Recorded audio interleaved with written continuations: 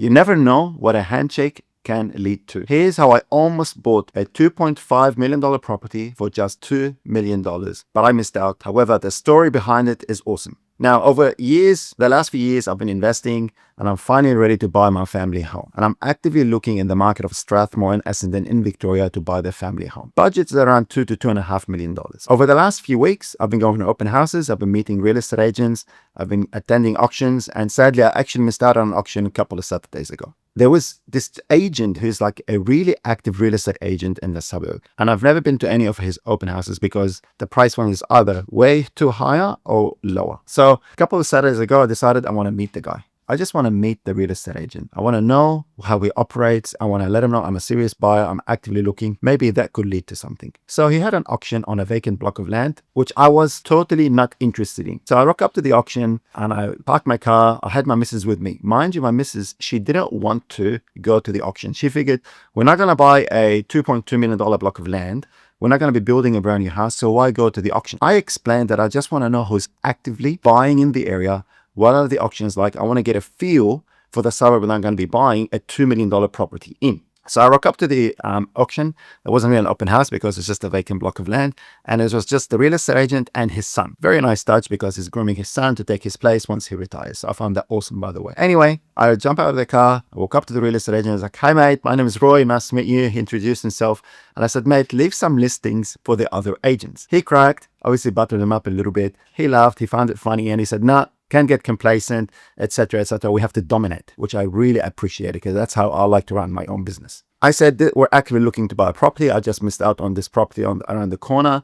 And he suggested, why don't I go and explore a property on a street called Glenview Road? And I said, mate, not really sure. I don't really like the floor plan. Plus, they want 2.3 to 2.5. He said, I've heard rumors that the owner is looking and he will sell for $2 million. This was my aha moment. Like, he said, rumors, maybe let me just reach out to the listing agent and see how I go from there. Straight away, I emailed the real estate agent and I said, hey, can I come through this property next week? Mind you, I didn't really like the property, but at a $300,000 to $500,000 discount, it looked amazing all of a sudden. So we dive past the property. We're like, yep, that actually street looks awesome. Lush trees, good bounds on the house. It's got the pool. It's got everything we need. Probably needs a few tweaks to the floor plan. And we decided that, yep, let's just go have a look and see how we go from there. And I set a budget in stone at $2 million. With a line in the sand, this is where I would stop. I emailed the real estate agent, and then the real estate agent said they already have an offer at $2,050,000, which the vendor is considering. And I said, okay, let me know how you go. And then she said that the owner is looking to close at 2.15. So this vendor's expectations went from 2.3, 2.5 down to 2.15. So it's very close now to the $2 million mark that I've set in stone. And this is the first lesson for all of you who's watching this video, is that if you're looking to purchase a property, it's very wise and smart to just put a figure in mind and never exceed that figure, because you might get emotionally invested and you might just overcapitalize or spend more than what you're comfortable with. So figure that figure out when you're negotiating, write it on a paper and just stick to it. What I found interesting about this negotiation, and this is how I usually like to negotiate properties, and this is why I'm putting together this video for you, is that you have to consider a few things just other than the price.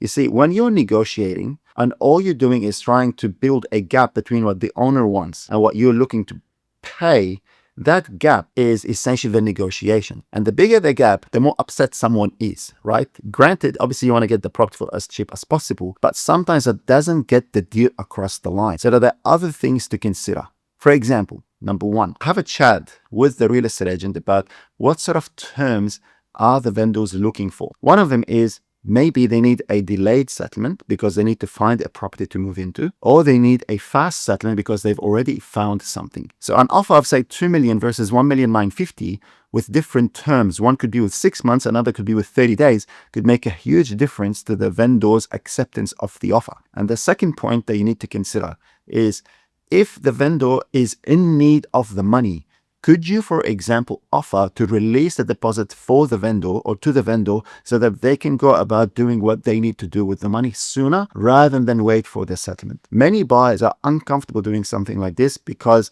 they worry about their finances. But if you're feeling confident and your broker is giving you the green light, it's a great bargaining tool.